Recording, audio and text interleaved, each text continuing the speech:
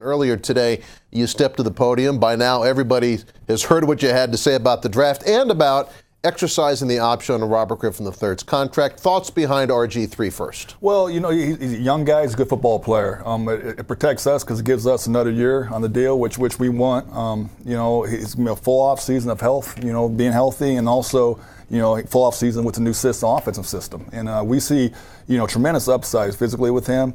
And he's proven that he can do it, you know, and that's what we're looking forward to. It's a very positive thing for the organization. Scott, you come in, and obviously you've said it a couple times, you're coming in with a clean slate. You really, you know, I guess have no real ties to these players. Mm-hmm. It's what the tape shows you.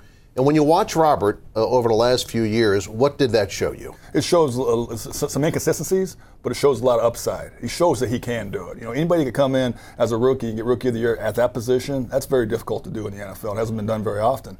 You know, and then once you're around him, you see the work ethic, you see the importance, you see the passion of wanting to win.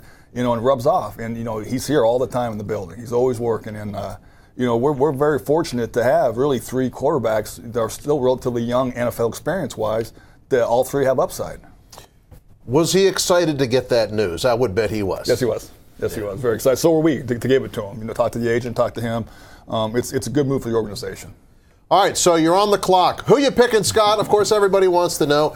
In a general sense, how do you approach the questions you get? Because you're not telling nobody anything. You can't, but you're an honest guy too. No doubt about it. And it's a dead truth. You know, we're going to take the best football player on our board. The board's going to be set by the time we get there Thursday, from meeting with the coaches, meeting with our area scouts, and myself setting it. And we just work off the board as it goes down. Name comes off, somebody picks him, and we just work down, you know, in the highest rated guy. And we talk with the coaches, we talk with position coaches. Okay, we take him. How's he fit this, you know, our roster? Where is he on the depth chart coming in? Where is he going to? When's he has the opportunity to make the team or start on the team or wherever? We pick the guy. But it's the truth. We want good football players, and we're not going to reach. We're not going to go for need. We're just going to take the best football player. Are there any ties on your board? Ties? Ties. Yes. There are ties. There are. So at that point, if there's a tie on the board, then is it of a position of need? Yes. Yes. Yep. Boy, how much time have you put in for this, Scott? It's a lot. I mean, I haven't seen much of you, man. You've been locked up all this time. Well, it's not just me. The area scouts, both, you know, with free agency with the pro scouts, doing the college scouts for the draft board, and we the coaches.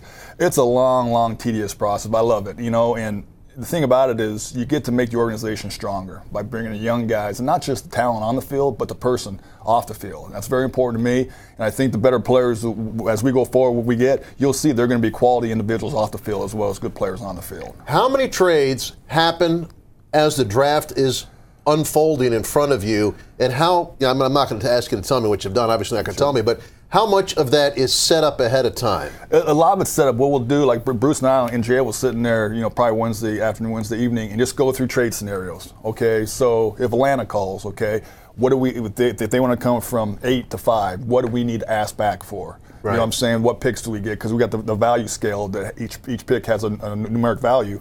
So we'll go through like 5 to 8 teams who we think might want to come up, and we'll already have it already talked through. So if they do call, we already know what we're asking for. And what happens? The phone just rings while you or they are on the clock? Correct. And boom, you kind of already thought it out? Yeah, and the thing is, you know, especially the GMs, we all pretty much know each other, and we're in good faith. You know, we'll talk even before the draft. Say, listen, you know, I have a couple 5s. If you want to, you know, if you think about maybe if you want to come back and get a 5 or 2 5s, we might move up to the 4th spot. You know, so there'll be some preliminary talks, but yeah, it happens. It's pretty unique. You'd be sitting there all of a sudden the phone, and you always wait for the phone to ring. Yeah. And sometimes it's just your buddies that's, you know, kind of toying with you, but other times, you know, it's legit trade stuff, and we'll say, okay, we're looking to, you know, the team will call and say, we're looking to get to the 5 spot. What do you need back from us? And by that time, you have the leverage, so you usually get to win it a little bit, but you still want to be pretty much fair on it because everybody has the same scale. So somebody will actually punk you during the draft? Oh, yeah. Oh, yeah. Wow.